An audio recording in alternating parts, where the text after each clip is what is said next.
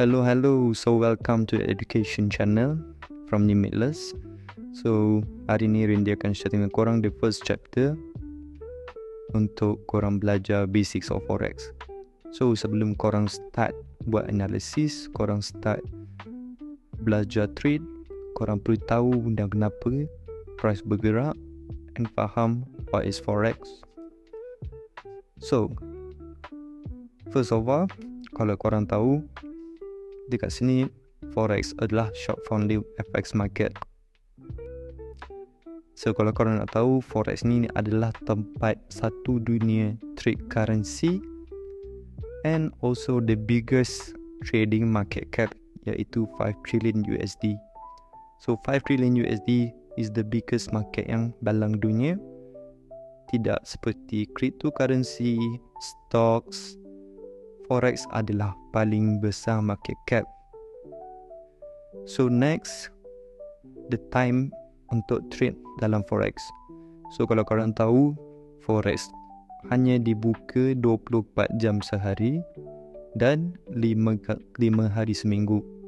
So on weekend market tutup, tidak ada trade yang korang boleh execute, only on weekdays. So apa beza forex dengan stock market? Kalau korang tahu macam tadi yang Randy ada bagi tahu, 5 trillion trade daily, and tak seperti macam stock market yang korang perlu ke counter and have accounts. All you need is a broker and phone untuk korang trade anywhere. So next, apa basic yang korang perlu ada untuk korang start trading? So first of all, korang kena ada, of course, smartphone. So korang boleh ada laptop atau PC untuk korang trade, tapi smartphone is enough untuk korang trade, buat analysis and execute. Second is internet, and the third one is capital. So dekat sini adalah paling penting. Kenapa Randy cakap 100 USD?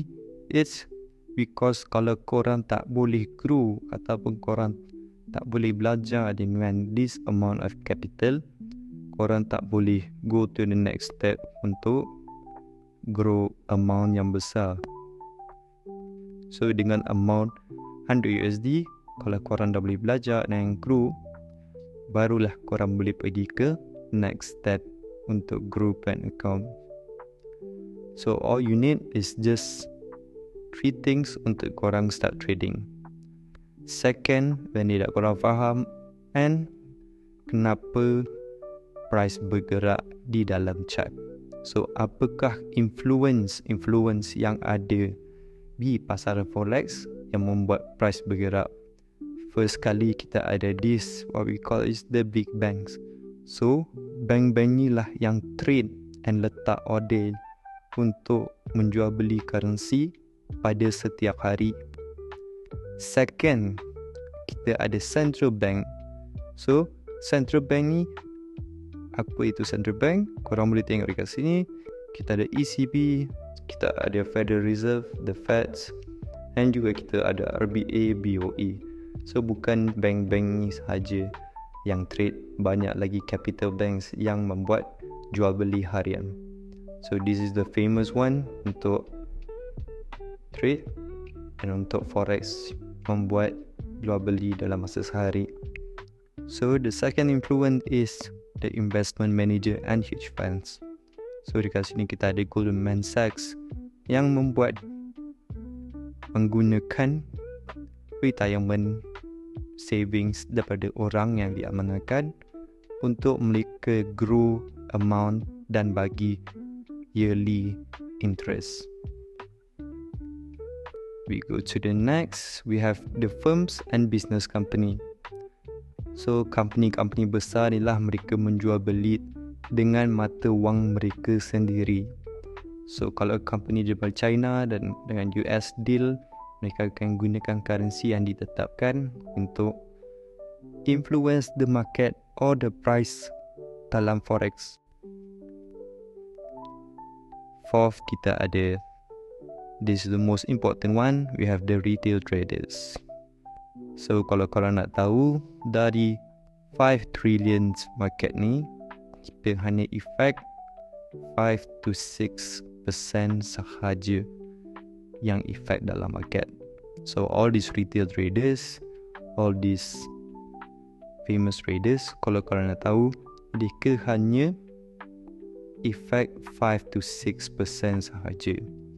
So mana lagi yang the rest macam tadi ready explain dekat atas, all the big banks, hedge funds, companies yang membuat order, memberi more influence to the market.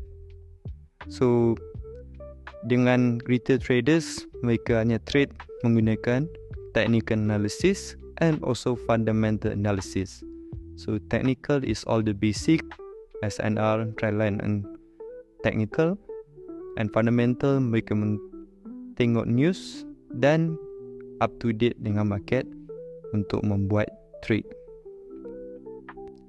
So next kita juga ada pairs in forex.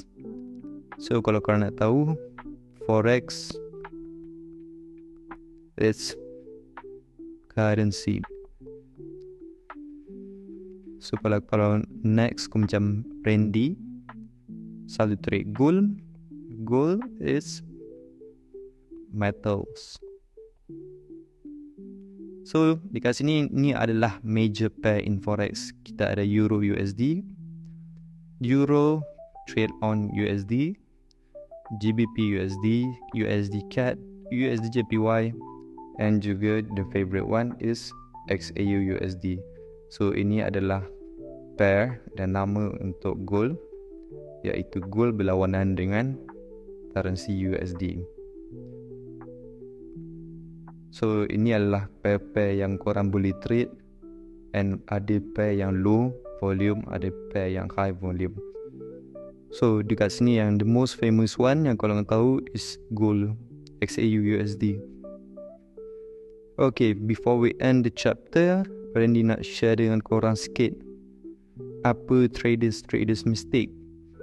So first kali korang perlu ada money management. Kalau korang fail dalam money management, macam Randy cakap tadi dalam capital, kalau korang fail untuk grow, korang fail untuk menjadi trader. So always have a plan untuk korang tahu macam mana trade korang akan go on. Second, korang tak ada basic analysis. So before korang nak start trade, korang tak tahu apa itu analysis, apa itu kenapa price bergerak, and korang main trade saja. So kalau tak ada basic analysis, most probably memang akan loss. The third one is greed. So kalau korang tamak dalam market, most probably korang boleh untung, tapi after that korang boleh loss juga. The fourth one, tahu entry tapi tak tahu exit. Fifth, korang expect fast profit. Sixth, korang tak ada trading psychology. So apa trading psychology ni, nanti Trendy akan explain more on the chapter. 7, nak cepat kaya. So all these 7 traits selalunya ada pada trader. So kalau korang nak bermula trade, korang nak tahu bermula dalam dunia trading, elakkan 7 name. Okay, that's all for the first chapter. See you on the next one.